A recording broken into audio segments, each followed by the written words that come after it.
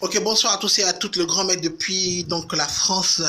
Juste petite vidéo pour expliquer un peu, donner quelques explications et parler un peu à tous les fans par rapport à une petite chose, donc l'émission, les rendez-vous du grand maître. Tout d'abord, avant de rentrer dans le vif du sujet, j'aimerais dire merci. Merci à tous ceux qui m'ont soutenu et qui continuent de soutenir ce que je fais.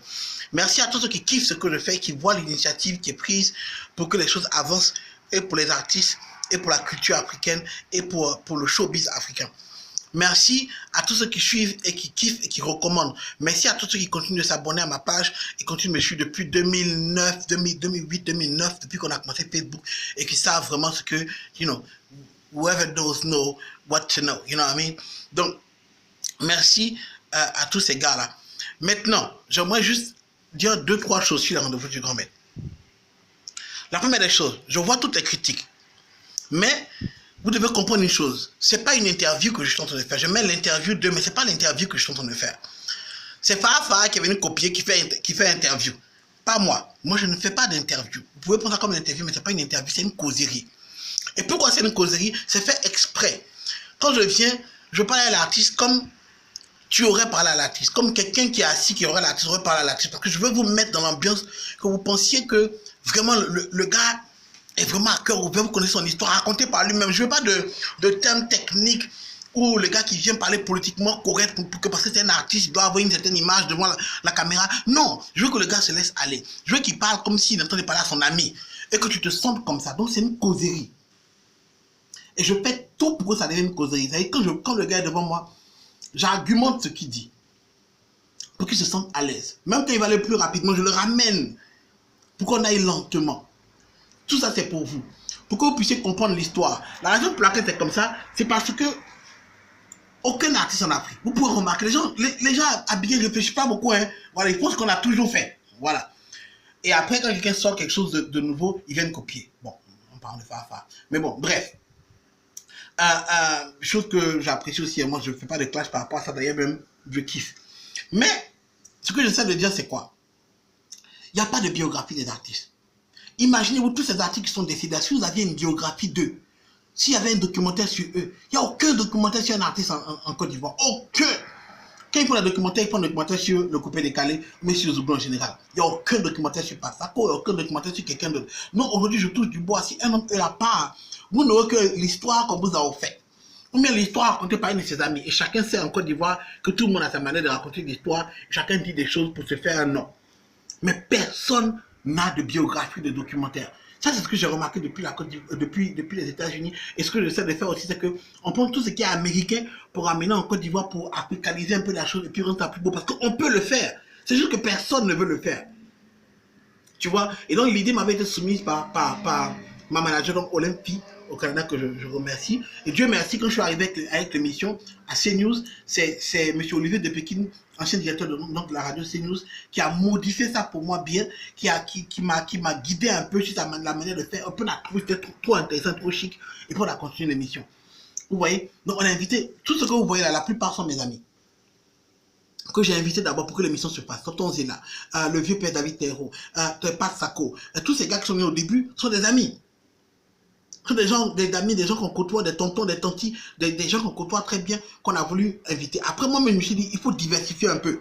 Il faut prendre un peu les gens religieux, il faut prendre un peu les... Et ça m'a choqué parce que quand, par exemple, Guy Chris Israël venait, je ne le connaissais pas.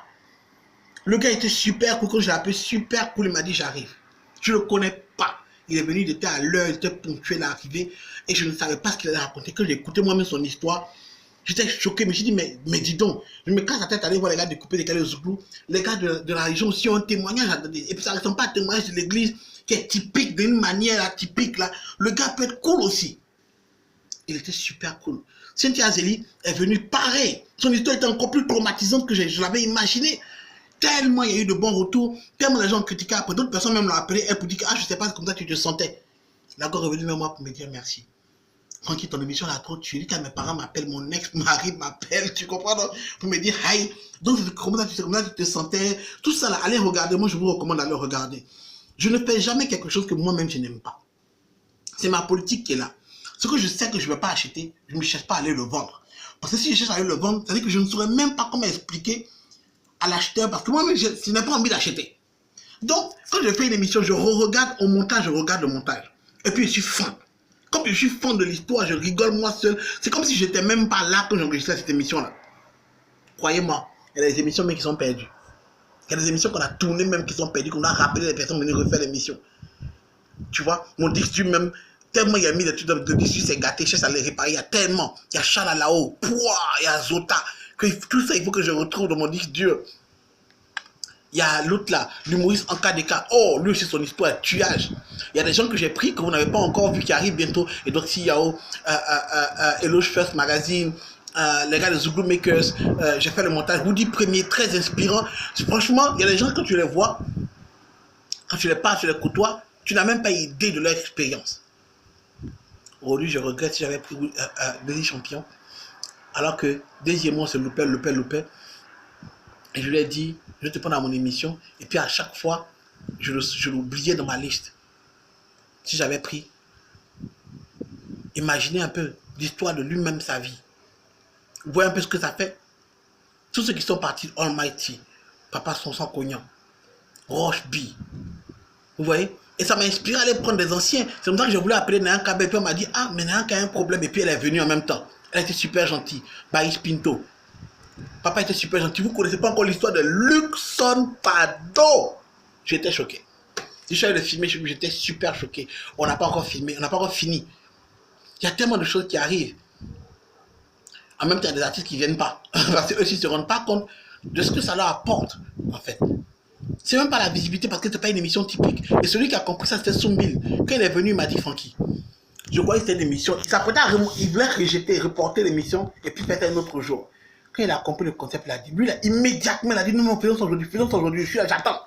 Trouve-toi un temps, faisons ça aujourd'hui. On a fait son émission. 1 heure même, c'est même pas beaucoup pour expliquer la vie de quelqu'un. Vous avez remarqué quand vous avez écouté Elon Kiff No Beat, le temps est trop court. Gotha Dedi.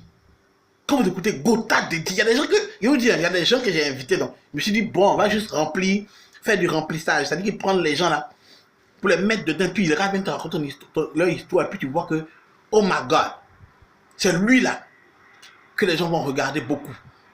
Gotha Dedi, son histoire, il a tué. Allez regarder. Elon Kiff No Beat. Gotha Dedi.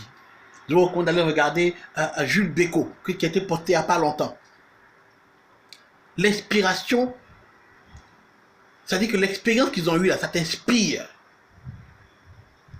À cause de ça, je vous dis, en temps normal, je ne travaille plus pour CNews. Mais c'est la passion qui fait que je vais toujours là-bas utiliser le studio. Je sors, et puis vraiment avec l'aide des ingénieurs, que je remercie d'ici, il faut les remercier parce qu'eux ils font beaucoup. Donc, et puis il faut remercier aussi le directeur de CNews parce qu'ils ne sont pas obligés de me laisser le coin. Vous comprenez? Mais je tourne, ils gardent les audios. S'ils veulent diffuser, ils diffuseront. Vous voyez, non? Donc c'est radio et vidéo en même temps. Tu vois, il faut remercier Ricky, il faut remercier Patrick. Donc ces gars que je salue. Il faut remercier aussi Nessim qui souvent me donne les numéros de certains artistes. Vous voyez? Mais au début de ça, je suis arrivé ici par passion. J'ai acheté le matériel, lumière, tout. Pour aller aussi filmer des artistes qui sont en France. Billy, Gaggy Seli. Tous ces gars-là qu'on veut prendre pour vous par passion. Maintenant, on veut écouter leur histoire, ce qu'ils ont à dire. Et après, on va un peu plus loin, un peu dans la politique, sans vraiment être politique. J'ai invité Sam l'Africain, vous pouvez regarder ses DR sur YouTube. Hein? Sam l'Africain, j'aimerais bien aussi aller prendre, si je pouvais aider à Johnny Pacheco qui viendrait me chercher aussi. Vous voyez, donc, je suis ouvert, je suis en France, quelqu'un me dit, viens, je répète ton train, tu viens, mais moi, le train, il vient mon équipement, on se filme. C'était pareil pour Aïcha Kamoise, que j'ai filmé, puis on a bien rigolé. Mais c'est une causerie. Assez, vous pensez à ça comme une causerie, pas comme une interview. C'est une causerie.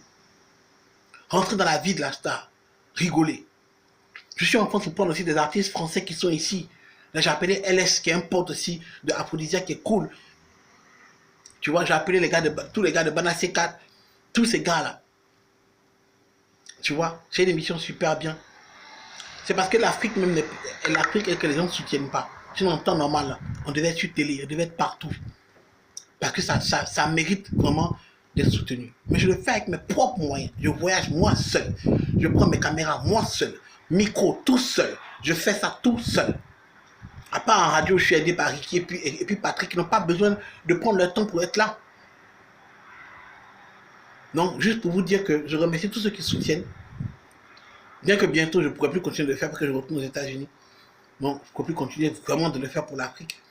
Mais je remercie tous ceux qui suivent, tous ceux qui soutiennent, tous ceux qui aiment, tous ceux qui ont participé à la création, M. Olivier de Pékin, mais ma manager même d'abord, Olympie, depuis le Canada, qui m'a poursuivi pour l'idée, ça fait peut-être 2 ans.